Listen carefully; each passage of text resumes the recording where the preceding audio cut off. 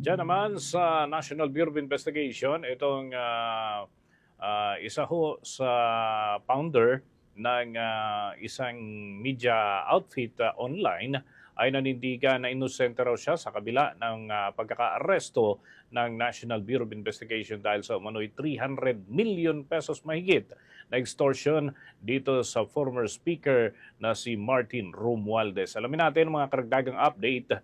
Mula dyan, may pagulat si Bombo Grantilario. Nanindigang inosente ang online media network personality na si Franco Mabanta sa kabila ng maaresto ng National Bureau of Investigation nitong isang araw. Sa maikling payag, matapos ang sinagawang pulong balita ng kawalian, kanya sinabi na sila inosente at walang katotohanan na patungkol sa aligasyong kinakarap.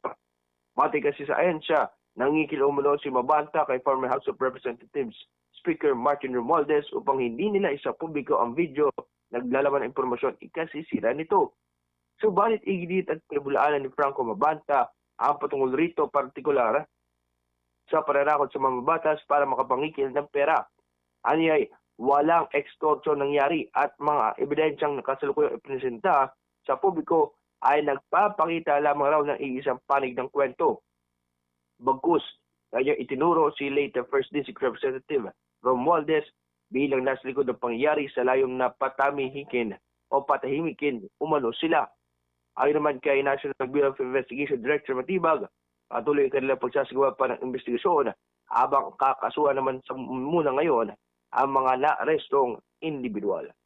Ating pakinggan sa mikling payag o komento si Franco Mabanta, ang online media network personality, at si Attorney Melvin Matibag, ang Direktor ng National Bureau of Investigation. Tungkol sa Any video message na lang, sir? We'll see. We're innocent, it's not true.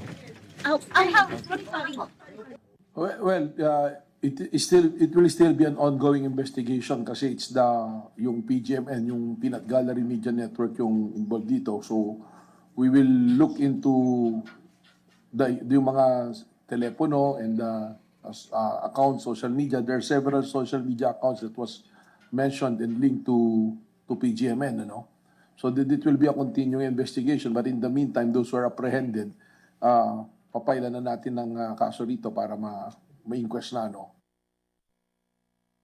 Posibleng maharap sa kasong robbery extortion may kaugnayan sa paglabag ng Republic Act No. 10175 o ang Cybercrime Prevention Act of 2012 ang mga naarestong individual. Ito sa kadahilan ng pagtanggap sa mark money ng National Bureau of Investigation pati sa kailangan na abot ng higit 300 milyong piso bilang kabayaran kapalit sa hindi pagsasapubliko ng video muno laban kay Congressman Romualdez. Tumanggi naman ang hepe ng kawanian na ipaliwanag sa kung paano lumapit ang mamabatas sa kanilang tanggapan upang isumbo ang kaso ng pangingikil. Pati patungkol sa naturang video expose ay hindi na rin idinetalya ng direktor sapagkat iginit na focus nila ay nakatuon sa mismong akto o krimen ng pangingikil o extortion. Narito muli si Attorney Melvin Matibag, ang direktor ng National Bureau of Investigation. Well, ma'am, kasi that is already an operational details now. We rather respect the privacy of Speaker Romualdez kasi he sent a representative at nag-issue naman po ng affidavit dyan.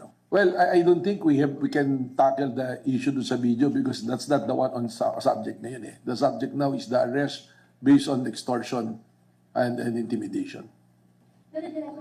Ano lang, mama, kasi I don't know why should we focus dun sa video. Ang sinasabi nga natin dito is yung crime mismo ng robbery and extortion.